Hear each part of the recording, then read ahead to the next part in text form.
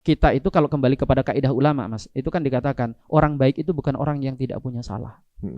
Karena memang nggak ada orang yang punya salah itu. Orang baik adalah ketika kebaikannya lebih banyak daripada keburukannya. Itu orang baik. Jadi kalau orang baik saja banyak baiknya, buruknya sedikit, itu orang baik. Lalu bagaimana dengan ulama-ulama? Seberbeda apapun kita dengan dia, kita katakan ya nggak suka sama ulama A karena pemikirannya begini-begini. Ya cukup kita nggak sukai pemikiran dia atau sesuatu yang tidak kita sukai. Adapun kebaikan dia tentu lebih banyak.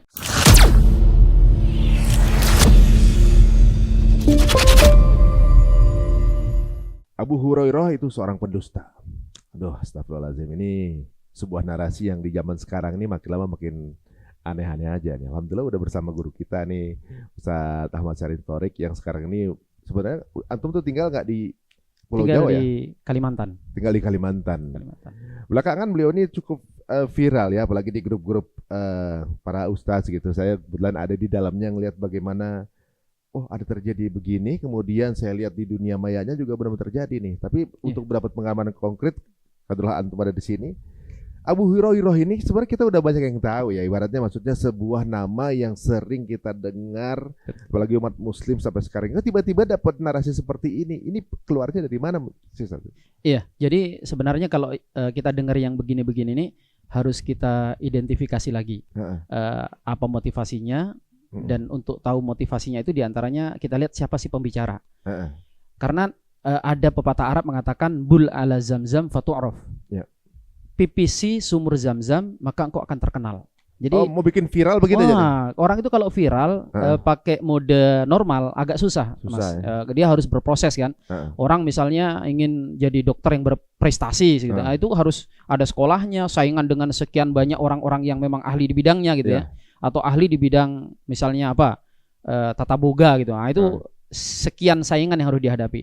Tapi ada jalan pintas yang biasanya ditempuh oleh orang-orang ini, yaitu tadi bikin yang aneh, yang nyeleneh, itu biasanya cepat viral gitu ya. Nah, itu tren yang seperti itu ada di zaman hari ini dan juga di zaman dahulu. Dulu juga udah ada. Ada yang seperti itu ada. Orang yang hanya sekedar viral. Nanti ketika mereka bahasanya baru diurus secara hukum, baru nangis-nangis. Ada yang begitu. Lah awalnya kok antum kemudian tahu ada punya narasi itu bagaimana? Apa yang bersangkutan itu kemudian memblow up di media atau gimana? Nah, kita membedakan biasanya dari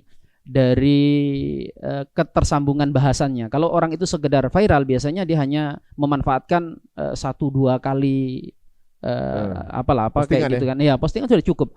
Setelah saya perhatikan beliau ini kayak runut, memang tersistem ya, sehingga karena posisinya beliau dikenal sebagai tokoh di salah satu kota di Kalimantan, kemudian juga banyak jamaahnya. Nah, ini sudah waktunya diluruskan. Apalagi beliau menggunakan literatur ahlu sunnah. Jadi mencela tokoh sentral ahlu sunnah wal jamaah dengan menggunakan kitab-kitab ahlu sunnah wal jamaah, dan itu bohong. Nah, itu bohong, itu yang jadi masalahnya. Kalau misalnya masih ada pemelintiran penafsiran, itu kan mungkin kita pikir dia mungkin salah penafsiran, salah paham. Ini misalnya menyebutkan ada di kitab ini, itu nggak ada. Nah, setelah saya lacak, ternyata ini orang yang bukan cuma sekedar viral tapi punya tujuan. Memang tertentu. Ada misi. Ada misi. Ada misinya. Di part mana sih yang dipertanyakan sama beliau? Di banyak. Salah satunya misalnya. Ya intinya yang kontradiktif gitu. Intinya bahwa dari semua konten-konten yang dibuat oleh beliau itu ingin menjatuhkan otoritas ahlu sunnah wal jamaah. Dan untuk bisa menjatuhkan ahlu sunnah wal jamaah itu kan diserang dulu kira-kira tokoh sentralnya siapa di antaranya. Pembunuhan karakter. Ya seperti itu kurang lebih bahasanya. Lah, berarti beliau bukan ahlu sunnah wal jamaah. Nah, masalahnya di kita itu kan sering menganggap bahwa kita ini muslim ahlu sunnah wal jamaah. Tapi apa itu ahlu sunnah wal jamaah ini kan masyarakat kita kadang nggak ngerti gitu ya. Diperparah dengan banyaknya perbedaan yang kemudian sesama ahlu sunnah wal jamaah itu pun kan ada perbedaan. Bahkan perbedaan yang menjerumus kepada perpecahan, Mas. Ya kan? Saling serang antara kelompok S sama kelompok A sama B sama C. Pokoknya rame lah ya. Ubur-ubur ikan lele menyalale kalau sudah berantem antara. Udah pokoknya nggak karu-karu. Nah, sehingga anak-anak muda atau mungkin orang-orang awam lah sebut gitu, termasuk generasi tua, nganggap bahwa yang itu wajar-wajar aja. Siapa tahu memang Abu Hurairah punya masalah tersendiri, punya begini yang kita belum tahu gitu. Kita husnudzon aja, wong ustadz sekarang aja juga banyak yang bermasalah misalnya begitu. Nah, padahal itu jelas tuduhan-tuduhan bohong gitu. Nah, berarti maksudnya membuat bahwa apa yang kita pelajari sekarang ini udah miss semua nih gara-gara kalau misalnya dia sanggup, ujungnya akhirnya beliau mengakui atau gimana? Oh ya, di diskusi itu ya mau nggak mau dia harus mengakui karena bukan masalah paham salah atau tidak salah dia, karena saya yakin dia tetap bersekukuh dengan pemahaman dia yang mungkin cenderung ke Rafidhah gitu ya. Tapi data yang dia sampaikan itu data zong yang tidak ada, dia ada dalam Ahlussunnah, ini ada di sini nggak ada, tolong datangkan buktinya lah gitu, nggak bisa datangkan, dia nggak mau dia harus mengakui bahwa tuduhan-tuduhan itu tidak berdasar gitu. Karena ada dasarnya. Dan sebenarnya Mas tentang tuduhan itu kita nggak mempermasalahkan tentang tuduhannya selama siapa penuduhnya kan. Kalau bicara tuduhan, jangankan sekelas Abu Hurairah yang manusia biasa kan. Walaupun kita tahu beliau tokoh luar biasa, sahabat Nabi itu adalah manusia-manusia yang disebut oleh Imam Ibnu Jauzi sengaja dipilih oleh Allah untuk mendampingi manusia terpilih kan gitu ya. Mereka bukan generasi sembarangan, ini bukan kaleng-kaleng, drum, tandon. Orang besar lah gitu ya. Tapi tetap manusia. Mereka yang sesuci apapun tetap ada kesalahannya. Para nabi saja yang maksum, yang nggak punya salah, nggak ada dosa, itu kan kalau kita lihat bagaimana tuduhan terhadap Nabi Yakub, tuduhan terhadap Nabi Lut. Nabi Lut itu kalau dalam tradisi sebagian ahli kitab dianggap berzina dengan putrinya. Nabi Lut? Oh iya, itu Nabi Lut berzina dengan putri. Kaum apa yang bilang begitu? Orang-orang ada dalam kitab Taurat dan Injil. Bisa dibuka di situ. Dan termasuk Nabi Ibrahim. Kalau Nabi Ibrahim kan dituduh macam-macam, tuduhannya termasuk menjerumuskan Sarah agar dalam tanda kutip itu diganggu orang lain. Jadi bisa nggak normalnya Nabi Ibrahim, kita aja yang orang biasa nggak mungkin nyodorin istri kita untuk diganggu orang lain. Itu Nabi Ibrahim dituduh sengaja nyelakain Sarah supaya diambil orang. Oh, di kitab agama berbeda ya? Iya, artinya gini, kalau bicara tuduhan, Nabi aja digituin. Walaupun sebenarnya kita hendak katakan setiap tuduhan itu pasti ada penjelasannya. Makanya ada versi Islam, ada versi di luar Islam. Anda tinggal percaya versi mana kan gitu kan? Nah, kita fair aja, kita ungkapan data. Misalnya tuduhan terhadap Nabi Ibrahim yang katanya sengaja nyerahkan istrinya supaya diganggu Raja Mesir. Kalau versi mereka memang begitu. Kalau versi Islam bagaimana? Versi Islam mengatakan bahwa Raja Mesir itu punya kelainan seksual. Dia berbeda sama umumnya laki-laki yang biasanya menyukai gadis gitu ya. Dia nyukai istri orang. Dia nyukai istri orang. Sehingga apa? Ibrahim tahu kalau dia ngomong Sarah ini adalah istriku, diambil. Makanya dia mengatakan innaha ukhti. Dia ini saudariku. Nah, karena bahasa itu dianggap kalau versi Nasrani, Ibrahim sengaja menjerumuskan. Ini ambil aja. Kenapa? Wong istrinya dibilang saudarinya, kan berarti mau diambil orang. Kalau sedangkan versi Islam, ya itu tadi ada yang kelainan seksual. Nah, berarti bohong dong Nabi Ibrahim. Nah, ketika Nabi Ibrahim dituduh berbohong, bahkan Sarah mempertanyakan, kok Anda mengatakan kalau saya saudari padahal saya istri Anda? Apa kata Nabi Ibrahim? Ya kita tahu masalah kita itu apa sekarang. Ini Raja Mesir punya kelainan seksual. Tapi kan Anda bohong. Enggak, saya enggak bohong. Engkau saudariku dalam iman. Karena di negeri Mesir ini hanya engkau dan aku yang muslim gitu ya. Nah, ini kan kalau bicara tuduhan, artinya sekelas Nabi aja sampai dituduh sekeji itu. Bersiasah dia. Namanya tauriyah dalam istilah. Nah, jangankan para nabi, yang mereka ini meskipun maksum, terjaga dari dosa, tetaplah makhluk kan. Allah Ta'ala saja dituduh macam-macam kan. Dituduh nggak adil lah, dituduh kalau Tuhan itu maha kasih sayang, ngapain nyiptain neraka misalnya gitu kan. Ngapain orang kafir banyak ya, berarti Allah itu memang psikopat yang pengen masukkan orang ke dalam siksa kan gitu ya. Jadi artinya kalau masalah tuduhan, siapa yang menuduh yang ya kita paham lah, ini konsekuensi daripada ketidakimanannya mereka kepada Allah, kepada Tuhan, ya mereka seperti itu. Yang jadi masalah adalah ketika misalnya ada muslim yang menuduh para nabi seperti tuduhan tadi, itu perlu kita pertanyakan keislamannya gitu. Anda bukan muslim Mas, Anda berarti dari kelompok ahli kitab yang mempercayai Nabi Ibrahim seperti ini. Sama Abu Hurairah itu tokoh dalam Ahlussunnah yang kita ketahui bagaimana posisinya, keadilannya, kesolehannya.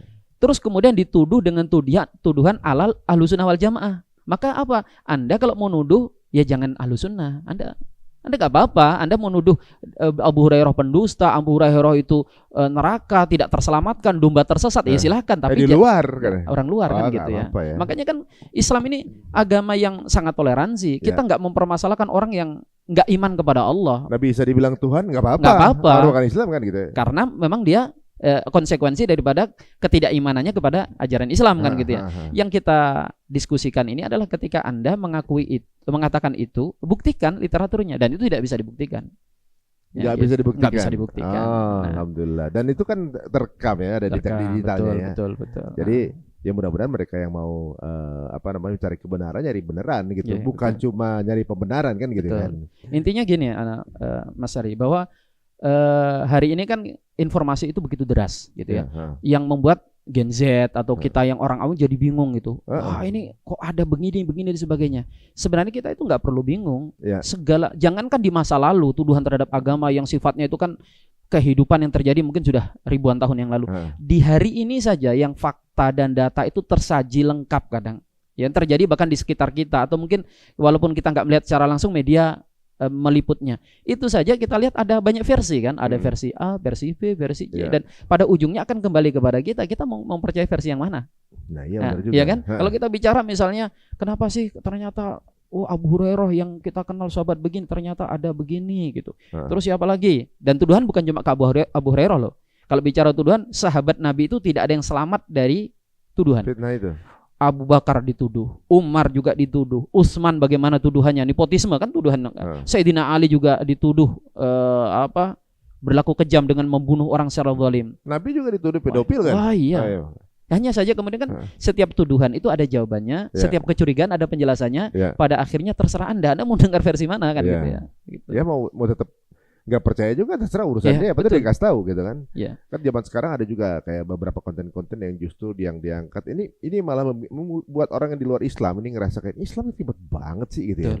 Ribut melulu gitu, ribet banget, hal-hal yang nggak krusial dibahas, orang udah cari teknologi, ini masih ribut internal aja kan begitu ya. Ada lagi kemarin yang obrolan sesama Muslim gitu ya, frame-nya sesama Muslimnya mengatakan itu bahwa Quran udah gak otentik lagi.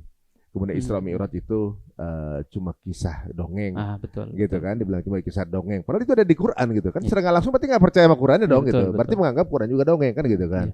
Kemudian nggak perlu menghafal Quran. Apa gimana gitu yang narasi-narasi ini yang kemudian justru untuk anak-anak sekarang lebih banyak memang ya. Bukannya ini ya mengeneralisir, tapi memang yang kepo mencari tahu dengan yang malas banyakkan yang malas. Ketika mendengar satu narasi itu, ayo udah nggak usah ngapal nih gitu kan. Lah ini aja yang ngapal aja bilang gitu kan misalnya. Oh jadi cuma dongeng, udah nggak usah gue baca nih Qurannya kan gitu. Arahnya ke sana, apalagi untuk mereka kaum yang mageran, malas baca, malas cari tahu, yang retensinya rendah, itu akan mengambil mentah-mentah gitu. Ada lagi yang kerjanya kontennya tuh menyerang sesama Muslim. Cara dakwahnya tuh jadi polisi itu. Ini salah. Ini sebelum ke situ saya mumpung ingat. Karena Ustadz tuh kalau sudah lupa suka nggak ingat. Emang kalau lupa emang nggak ingat? Sama ya berarti ya, bukan cuma Ustadz. Itu tadi masalah Islam seperti ini di masa lalu dan sebagainya. Jadi gini, yang unik dari agama kita itu Islam agama data, agama ilmiah. Bahkan kalau kita mau adu, tidak ada suatu pemikiran. Jadi jangan kita kerdilkan dengan agama deh, pemikiran sekalipun, pemikiran, konsep, atau mungkin kita bicara tata negara dan sebagainya yang seilmiah Islam. Jadi bahkan dalam Islam itu pembelaan sekaligus tuduhan terhadap Islam itu yang menyajikan Islam. Jadi misalnya rujukan tentang orang yang mencoba menyerang otoritas hadis palsu dan sebagainya. Dari mana musuh-musuh Islam itu menjadikan amunisi serangan mereka itu kepada Islam? Dari mana mereka dapatkan amunisi? Dari ulama kita. Jadi mereka itu sebenarnya ngambil dari ulama kita datanya. Kemudian tuduhan Quran nggak otentik, nggak asli, atau ada surah yang hilang. Dari mana mereka? Itu tidak ada dalam sumber literatur selain dari Islam. Semuanya dari Islam. Nah, itu mengapa dalam Islam itu ada hadis sahih, ada hadis hasan, ada hadis dhaif, sama hadis palsu. Mungkin kita mikir, ngapain coba hadis palsu dicantumin dalam dalam literatur Islam itu? Kan sebaiknya kalau sudah jelas-jelas palsu dihapus. Maunya sebagian kelompok itu begitu. Tapi sekali lagi itulah jujurnya Islam. Sesuatu yang katakan merugikan Islam sendiri pun dicatat juga. Iya, cuma pada ujungnya ayo kita analisa. Hanya masalahnya memang ketika masalah yang seharusnya dianalisa dengan mata pisau keilmuan itu kemudian dikonsumsi oleh orang-orang yang bahasa Mas Ari tadi itu yang mikir aja males gitu kan. Itu yang akhirnya jadi masalah. Diambil satu riwayat yang palsu, kemudian disampaikan ke hari ini sehingga loh, iya ini ada di kitab Abu Dawud. Padahal di kitab Abu Dawud nggak semuanya sahih, ada riwayat palsu di situ. Bahkan ada riwayat yang nggak usah butuh ilmu untuk ngetahui palsunya, itu akal sehat aja sudah tahu palsu. Misalnya apa? Inna badinjan dawaun likulida, terong obat dari segala penyakit. Itu ada itu kitab kalimat begitu dan dinisbahkan kepada Nabi. Artinya apa? Bahwa Islam itu lengkap. Sudah saya sampaikan tadi, tuduhan berikut jawabannya, penjelasan sampai segamblang-gamblangnya itu ada. Nah makanya masalah-masalah seperti dulu hanya dikonsumsi oleh kalangan-kalangan tertentu yang memang mereka punya keahlian dan sudah ngerti ini riwayatnya nggak mungkin benar.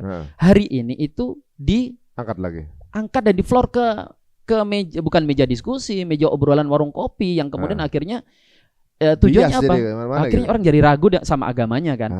Makanya kita perlu tekankan bahwa apa? Ketika Anda mendapatkan satu tuduhan terhadap Islam dan kemudian membuat Anda merasa kok agama saya begini, Anda nggak usah galau.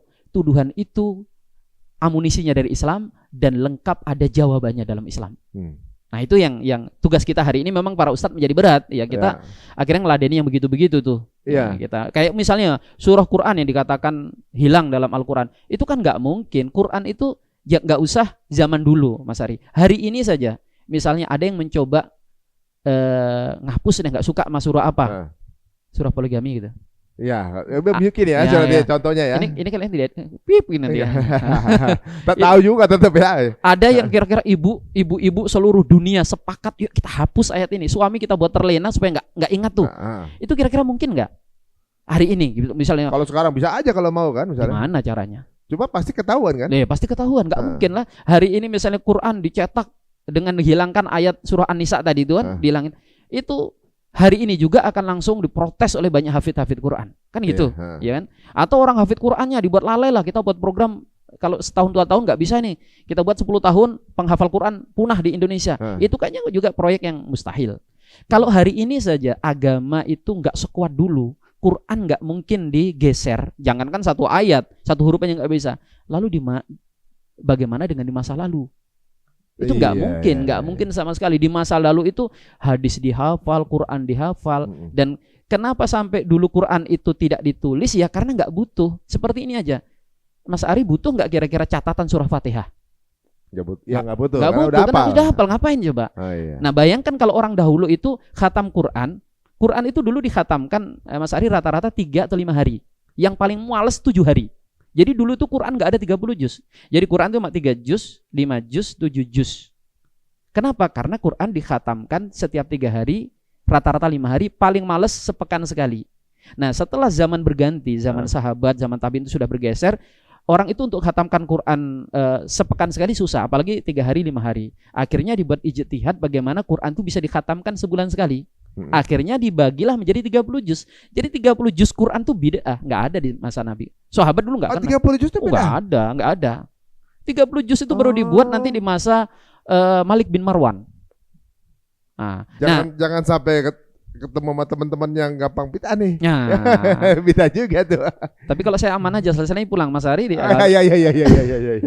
Nah, zaman kita hari ini kira-kira ayo terus terang supaya terang terus. Kalau bohong ini batal puasanya. Ini ada yang khatamkan Quran sebulan sekali nggak? Setiap tahun. Berarti setahun 12 kali ada. Acung tangan. Saya kasih aja. Nggak ada. Ada. Untung ustadznya di luar. Nah, kalau ustadz ada habis hadiah saya. Nggak ada. Kan sekarang susah khatamkan Quran sebulan sekali. Gimana kalau kita usulkan ke MUI Quran versi 365 juz? Ini bercanda, jangan serius. Jadi maksudnya biar satu juz sehari, satu juz. Iya, 1 hari 1 juz. Ya berarti baca aja berapa ayat aja. Berapa ayat doang, nanti setahun pasti khatam. Oh iya benar juga. Artinya lihatlah bahwa dalam Islam itu sedetail itu tuh. Seperti memang kalau orang mau buat tuduhan selalu ada, tapi jawabannya clear sekali. Jadi narasi-narasi yang melemahkan itu sebenarnya pengulangan aja ya. pengulangan dan sebenarnya kalau kita mau jujur pengulangan yang tidak cerdas. Jawaban ulama-ulama kita dulu tuh cerdas-cerdas mari. Cuma kita kan untuk mengakses kecerdasan ulama-ulama dahulu itu ya itu tadi.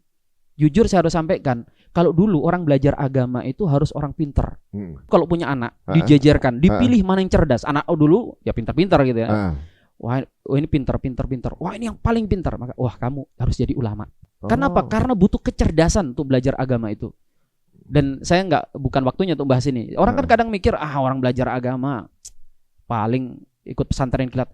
Nah akibatnya gitu, ilmu yang dahulu dipelajari dengan butuh kecerdasan, butuh waktu yang lama, hari ini malah menjadi ya itu tadi dibalikkan. Kalau orang sekarang punya anak dipilih pinter, dokter, pinter, pilot, pinter, kamu ini kayaknya cocoknya jadi insinyur, nakal, ini pesantren, kan hari ini kan gitu. Iya.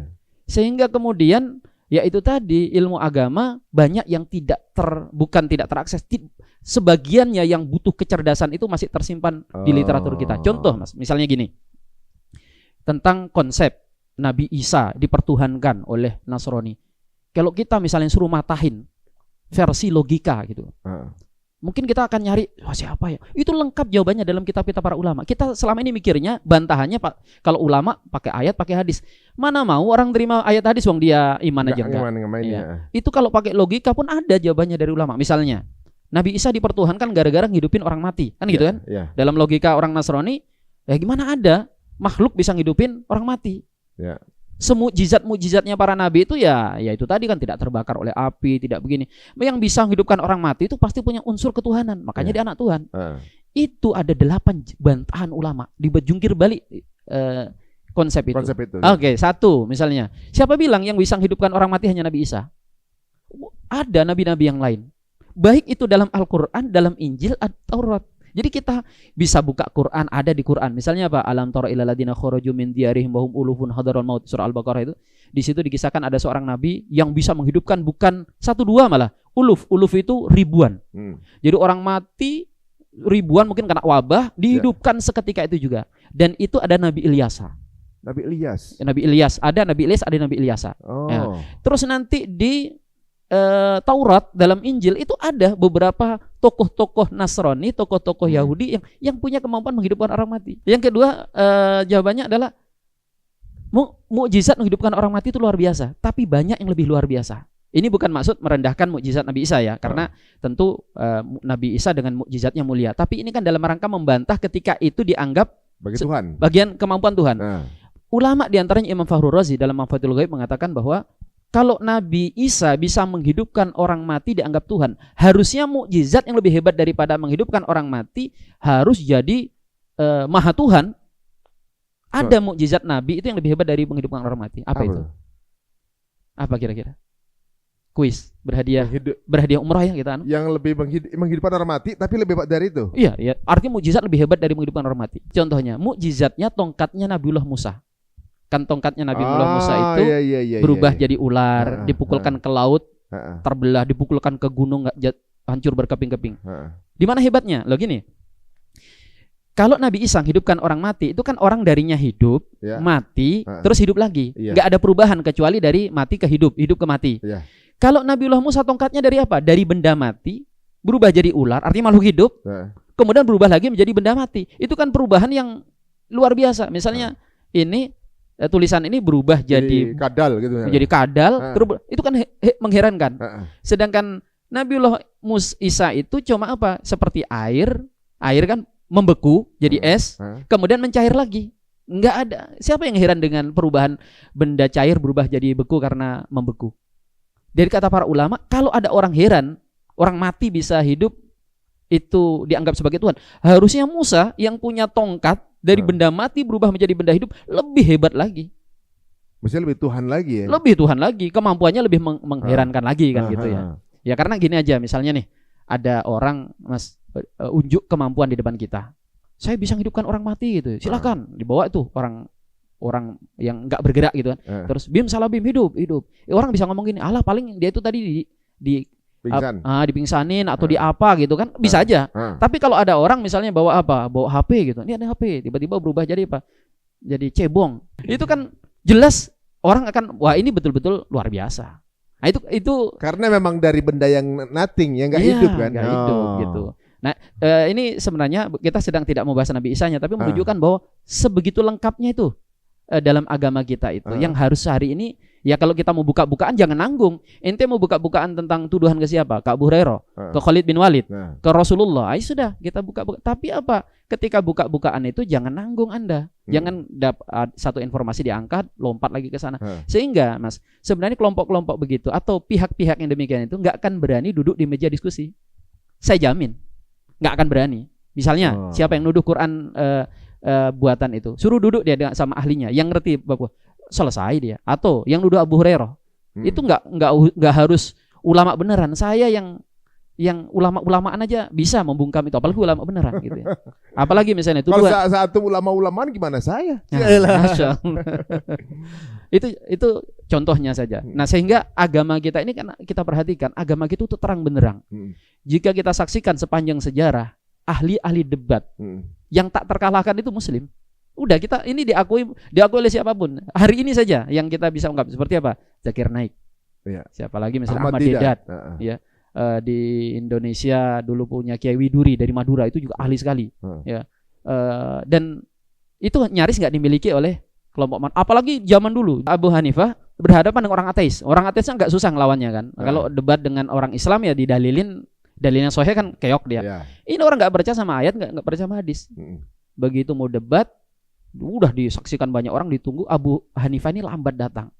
Begitu lambat datang, mungkin janjiannya jam 2 gitu, molor sampai asar gitu, sampai buka puasa gitu. Orang mulai gelisah kan, mana ini andalan kita, gacuan kita. Wah, takut. Ya takut. Dipikir takut. Begitu datang, ditanya, Abu Hanifah kok lambat ente? Orang Muslim kok lambat? Orang Muslim tuh katanya tepat waktu, sholatnya gini. Tenang Pak, saya tadi tuh kesini itu ada masalah, banjir. Nah begitu banjir itu, ya saya nggak bisa lewat. Loh, terus gimana nyampe di sini? Ya tiba-tiba itu ada kayu hanyut. Terus kayu itu tiba-tiba tertumbuk sama yang lain. Terus dia ada tali yang tiba-tiba secara kebetulan ngikat. Terus saya lompat ke kayu itu. Secara kebetulan juga dia kena arus ke seberangnya. Kebetulan juga saya lompat dan alhamdulillah selamat. Ketawa itu orang-orang ateis. Kenapa? Ya nggak mungkin lah kami percaya dengan alibimu itu. Masa ada kayu hanyut kebetulan kena tali, ngikatnya pun kebetulan, bukan kamu ngikat, nyebrangnya kebetulan. Terlalu banyak kebetulan. Langsung apa kata Abu Hanifah? Kalian nggak percaya dengan 1-2 kebetulan, terus percaya dengan kebetulan alam semesta ini terjadi dengan sendirinya.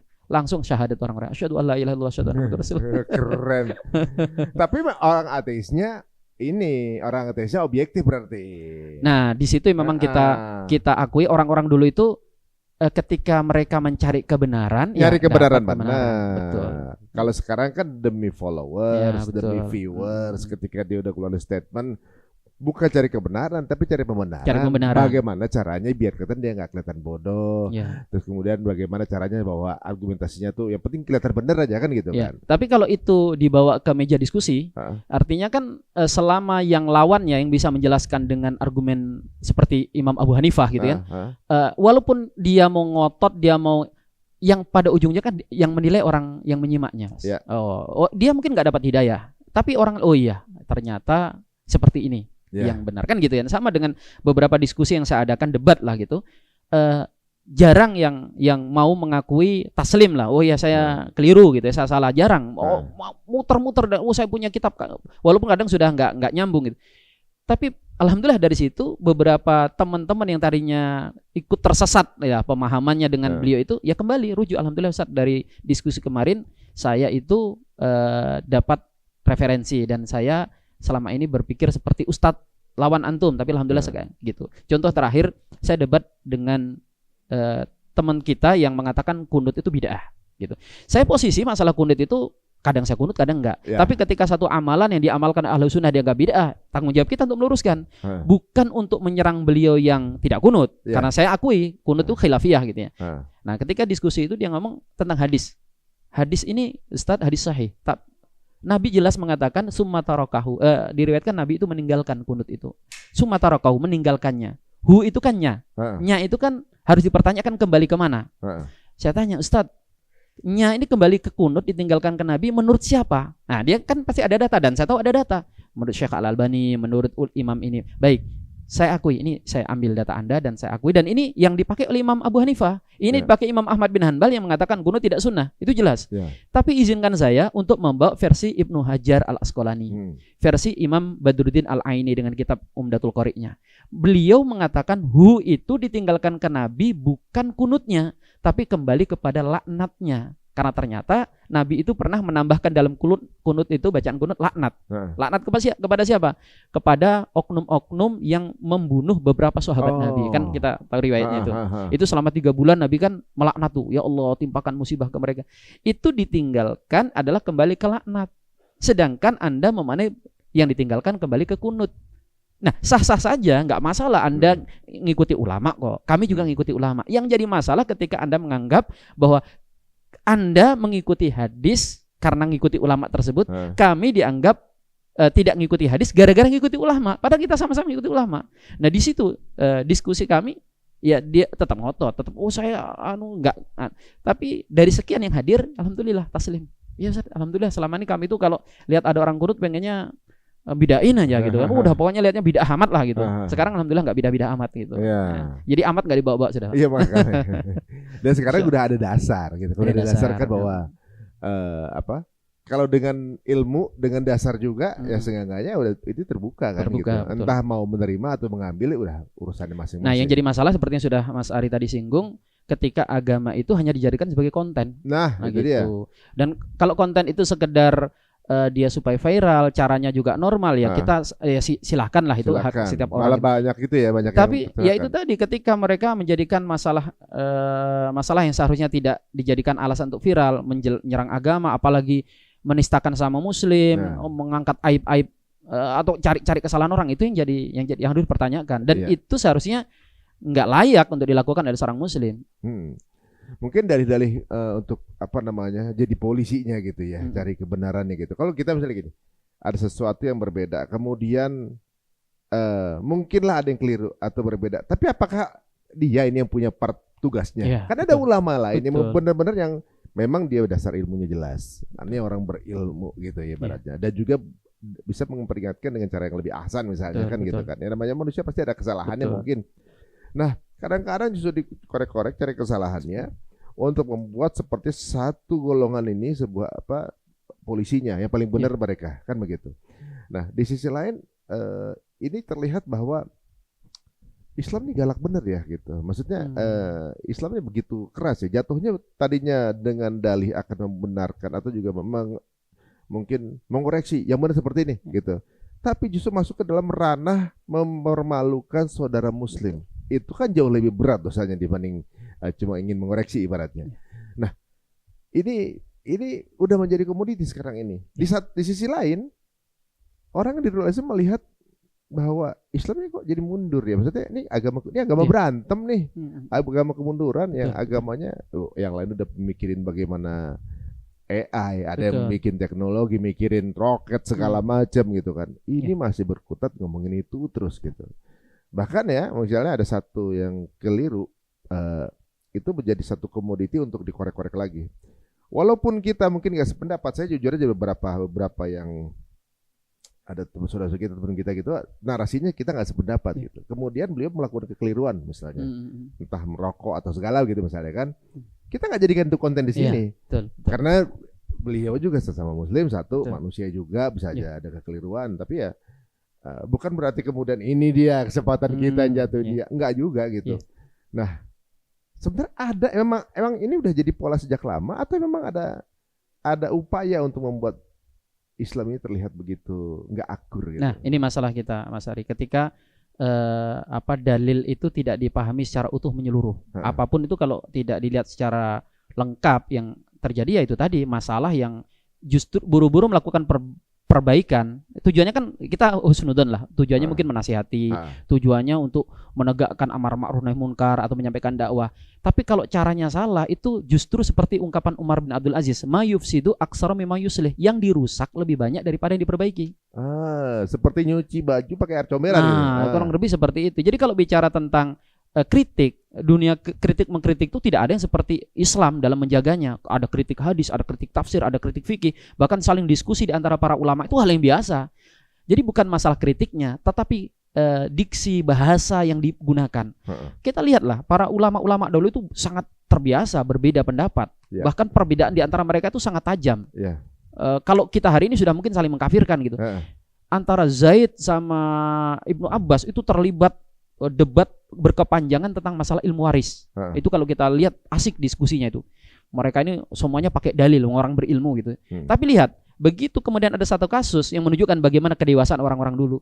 Itu Ibnu Abbas punya tetangga, Mas Ari, meninggal dunia, anaknya datang, bapak saya meninggal gitu, tolong bagikan waris saya, tolong bagi waris. Kata Ibnu Abbas, loh kok ke saya? Bapakmu itu betul tetangga saya, tapi kan dia ngajinya ke Zaid, bawa ke Zaid lah, dia kan muridnya Zaid.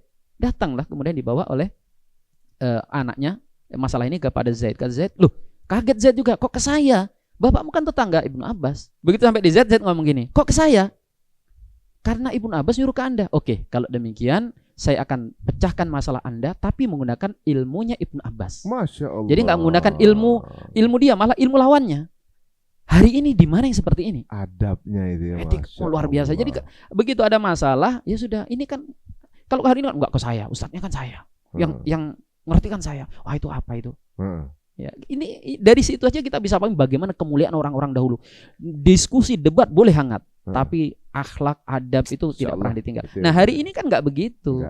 Sudahlah diskusinya atau kontennya nggak berilmu, adabnya nggak ada. Bahasanya juga yang dipakai. Bahasanya bahasa barbar, bahasa tidak beretika. Saya biasa mengkritik orang, tapi selalu bahkan pihak-pihak tertentu mengatakan, Ustadz antum terlalu sopan. Saya menggunakan kata beliau, mungkin beliau salah. Karena apa? Karena saya kritik bukan individunya, saya kritik adalah pemahamannya. Bagaimana itu aja saya merasa bahwa kasihan Tapi karena ini sudah termasuk bagian amar ma'ruf nahi munkar, saya usahakan supaya seringan mungkin. Sedangkan hari ini orang nggak peduli itu. Udah selama masih bisa dihabisi. Dan itu bukan adab Islam. Itu jelas bukan adab Islam.